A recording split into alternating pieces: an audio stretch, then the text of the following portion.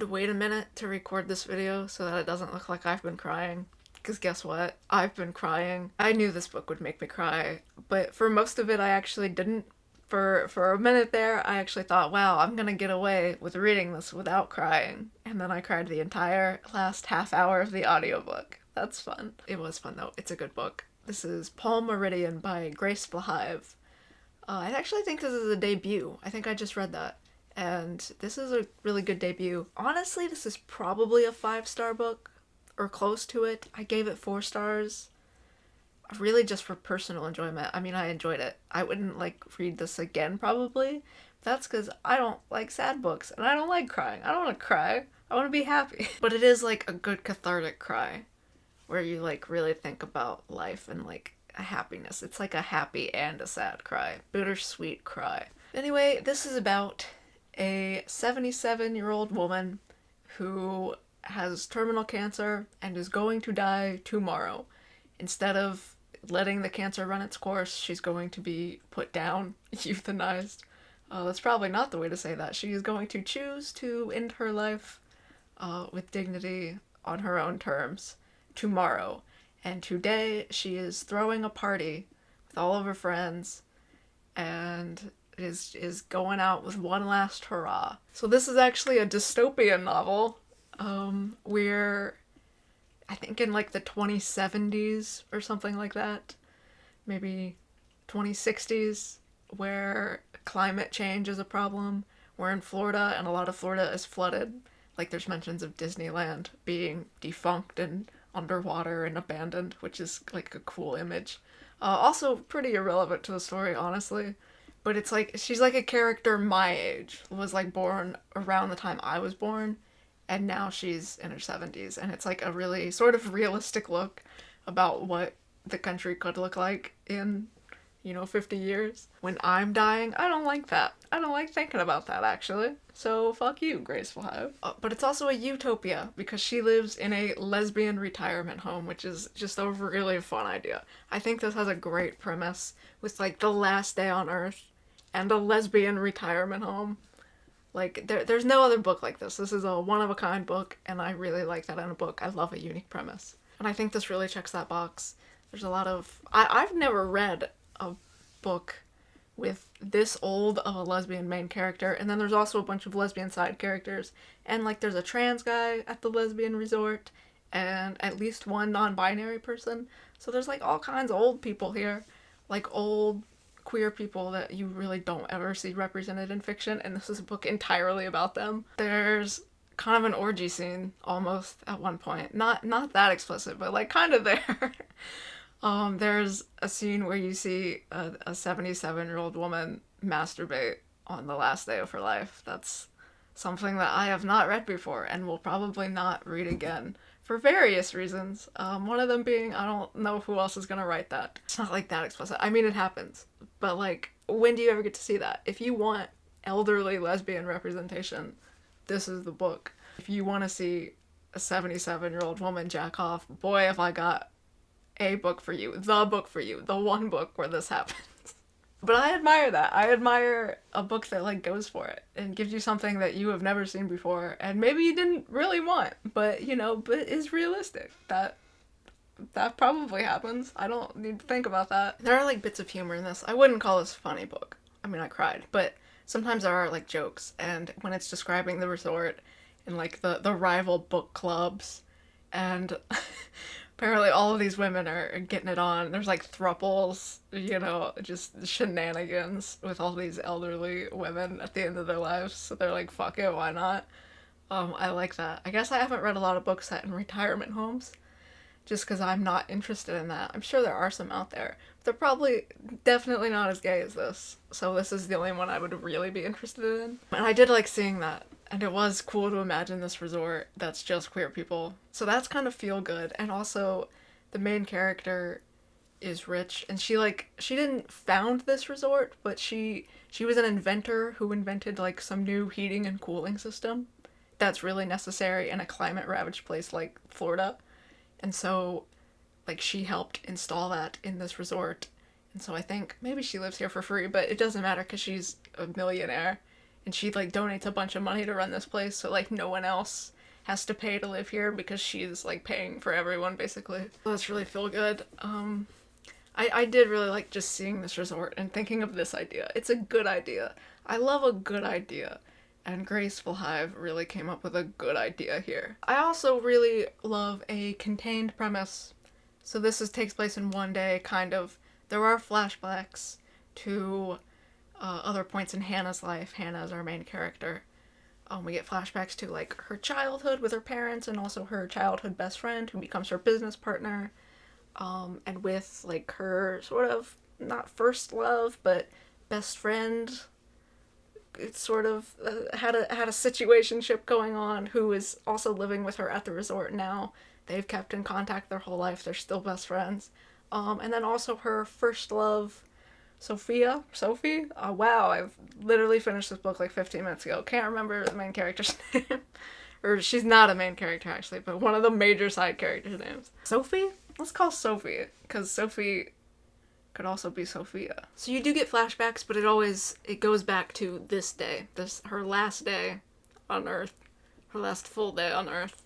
And there's a central mystery guiding this plot, which is, will Sophie show up? Sophie was the love of her life, and they lost contact decades ago, haven't really spoken, but Hannah's never forgotten her, and has invited her here to come to her final death party, end of life celebration, but when she's actually still alive. And that's the mystery. Will Sophie show up? When will she show up? Will she feel the same way? Can they reconcile their differences? Will they make up? Will they still be in love? Will they have time? There's also maybe a subplot about whether or not Hannah's going to go through with killing herself. I don't want to say it like that. She's not like suicidal. She's choosing to go to the hospital to get medical care to end her life. Will she go through with it? Because the guy who runs the resort, he doesn't want her to, because he doesn't like seeing all of his friends die. I mean, they're not patients. What would they be? Guests, client. I mean, they live there. I don't know. He works there, and so he knows all of these women, and he loves them, and he doesn't want to see them die. And so he's telling her to wait a bit longer, at least, you know, because she's not in pain yet. She knows the disease will progress, but, you know, she's not at the point where it is debilitating her life beyond the level of quality of life that she wants. And so, like, could she delay it, or does she get out before the bad stuff happens? And so you do get moments of her being like, I don't have to do it tomorrow, you know? Maybe I could wait. Like, would waiting help me? Is that enough, or should I just, you know, appreciate what I've had and, you know, go out as strong as I can?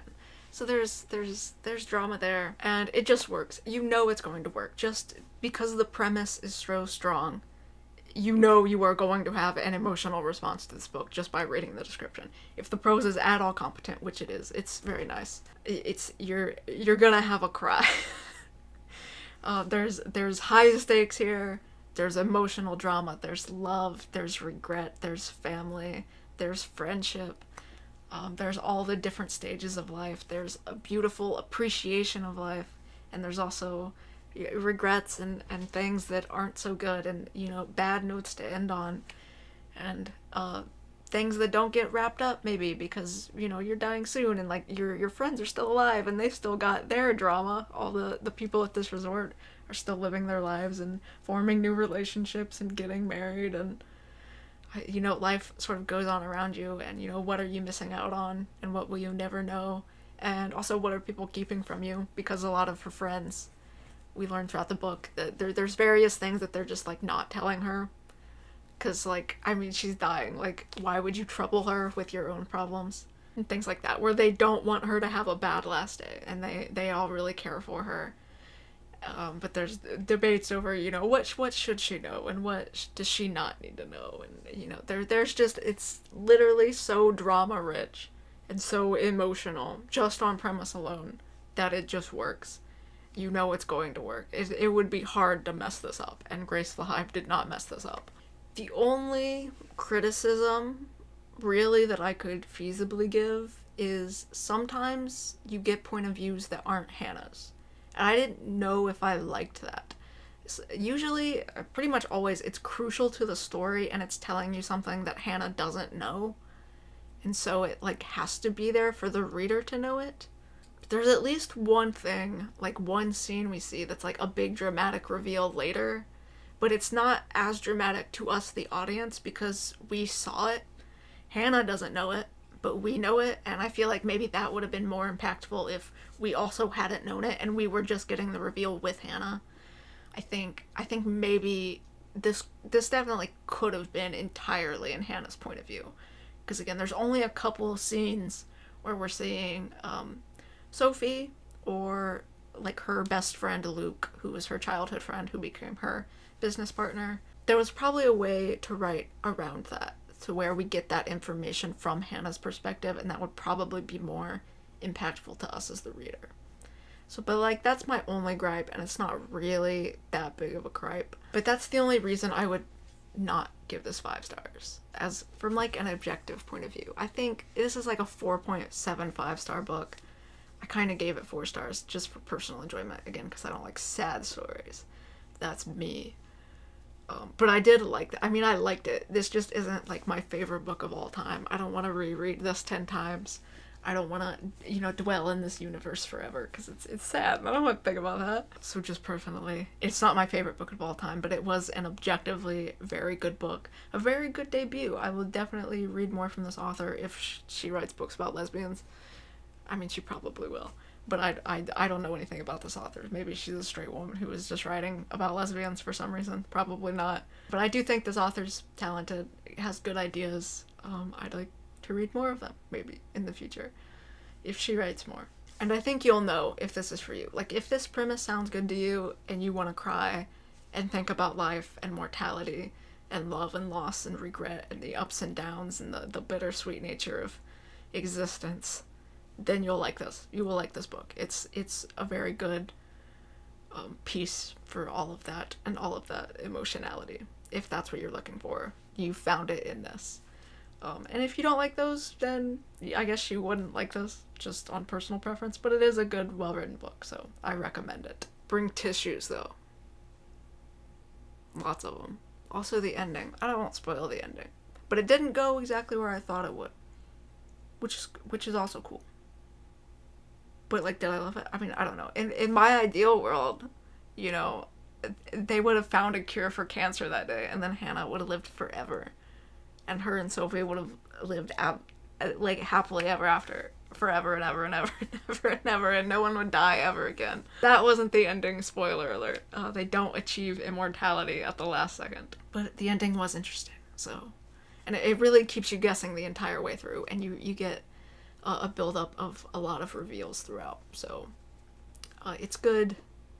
It's good drama, even though it takes place a lot in one day, and you'd think maybe that's restrictive, but it's not. It carries you along really well and keeps the momentum. So again, good execution on a good premise. I enjoyed it.